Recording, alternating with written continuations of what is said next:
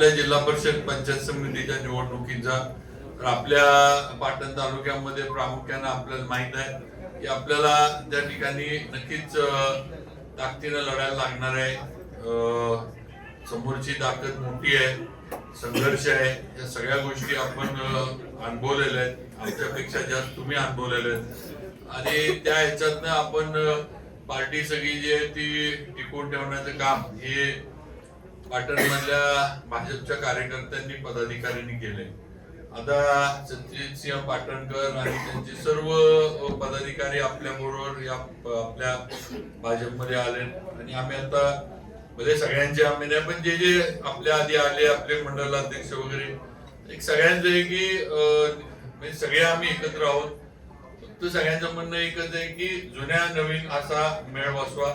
हे काम करायला सोपं राहील, नवीनना पण संधी द्या आणि जुने जे काम करतात यांना पण जिथं जिथं जो जो ताकदीचा आहे, जिथं जो उमेदवार निवडून येऊ शकतो त्या दिशेनं निर्णय करा, असं बऱ्याचशा सगळ्यांचं मत हे त्या पद्धतीनं नक्कीच राहिलेलं आहे आणि त्याप्रमाणे आम्ही सगळेजण मिळून म्हणजे आपल्या सगळ्यांचा विचार तर केलाच जाईल, पण निर्णय घेत असताना शेवटी ज्यावेळेला निर्णयावर यायला लागेल त्यावेळेला जे निर्णय होतील ते माझी सगळ्यांना म्हणजे नुसतं पाटण नाही तर जिल्ह्यातल्या सगळ्यांना विनंती आहे की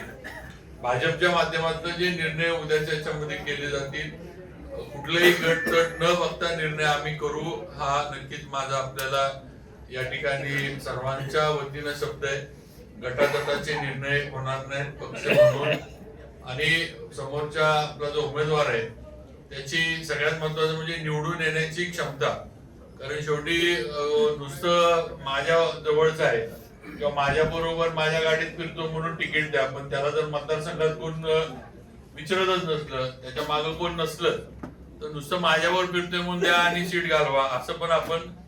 करू शकत नाही। शेवटी निवडून येण्याची क्षमता सुद्धा त्या उमेदवाराची, त्या जिल्हा परिषद गटात त्या पंचायत समिती गणात त्याची प्रतिमा काय, लोकांची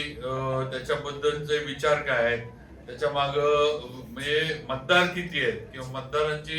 ताकद किती आहे, जे काय आपल्या गावं वाड्या वस्त्या ज्या काय असतील तिथल्या लोकांची त्याच्याबद्दलची भावना प्रतिमा सगळ्या गोष्टीचा विचार करून आम्ही नक्की निर्णय करू हे आपल्याला सर्वांना नुसतं पाटणच नाही जिल्ह्यातल्या सगळ्यांना आम्हाला नक्कीच सांगायचंय। त्यामुळं सगळ्यांनी आज एवढा विश्वास आमच्यावर भाजपवर जिल्ह्याचा दाखवला आणि नक्कीच आज राज्याचं नेतृत्व ज्यांच्या विश्वासावर आपण सगळेजण मिळून काम करतोय, देवेंद्र फडणवीस एवढं मोठं नेतृत्व आपल्या मागे आहे, त्यामुळे आपण काही घाबरायची गरज नाही। एवढं राज्याचं सगळं म्हणजे काय म्हणायचं चाणक्य नीती म्हणा किंवा आणि म्हणा पण राजकारणातलं सगळं जे आहे ते कसे डावपेच हे करायचे आणि कसं हे करायचं आणि विकास कामाला पण कशी गती द्यायची हे देवेंद्र फडणवीस साहेबांकडनं शिकण्यासारख्या अनेक गोष्टी आहेत। आज एवढं मोठं नेतृत्व आपल्या मागे आहे, भाजप बरोबर आहे, तुम्हाला मला आपल्याला सगळ्यांना त्याची ताकद आहे, मग घाबरून किंवा कुठल्याही याच्यामध्ये आपल्याला काही कमी पडणार नाही। जिल्ह्यात सुद्धा मी उदयनराजे, जयकुमार गोरे साहेब आणि आम्ही बाकी सगळे अतुल बाबा, मनोज दादा आम्ही सगळे आपल्या बरोबर 100% आहोत आणि पूर्ण ताकद आपण नक्कीच सर्वांना जिल्ह्यामध्ये येणारी जिल्हा परिषद ही भाजपच्या विचाराची कशी करता येईल या दृष्टीनं आम्ही सर्वजण आपल्या बरोबर ताकदीनं राहू हा शब्द सर्वांना देतो। फक्त सगळ्यांना विनंती एवढीच आहे की जे उमेदवार शेवटी ठरतील, कारण इच्छुक आपण अनेक लोक इच्छुक आहेत सगळेच म्हणजे, पण शेवटी उमेदवार तर एकच असणार, शेवटी कोणाच्या नावावर आपल्याला निर्णय करायला तर लागणार, पण सगळे तोलामोलाचे आहेत, सगळे ताकदीचे आहेत, सगळ्यांची ताकद आहे, पण शेवटी पक्ष म्हणून जो उमेदवार ठरल त्याच्या मागे आपण सगळ्यांनी प्रामाणिकपणे उभं राहिलं पाहिजे। मग एक उमेदवार ठरला की मग बाकीच्या चारनी म्हणायचं तो सोडून आमचं काही निर्णय करा, अशा बऱ्याच ठिकाणी होतात, असं होता उपयोग नाही। शेवटी जो उमेदवार सगळ्यांचा विचार करून जो शेवटी उमेदवार पक्षाकडे ठरल त्याच्या मागे आपण सगळ्यांनी पक्षाची आपली ताकद एकवटून एकजुटीनं लावली पाहिजे। तो उमेदवार उद्या निवडून कसा येईल, त्याला चांगलं मतदान कसं होईल, चांगलं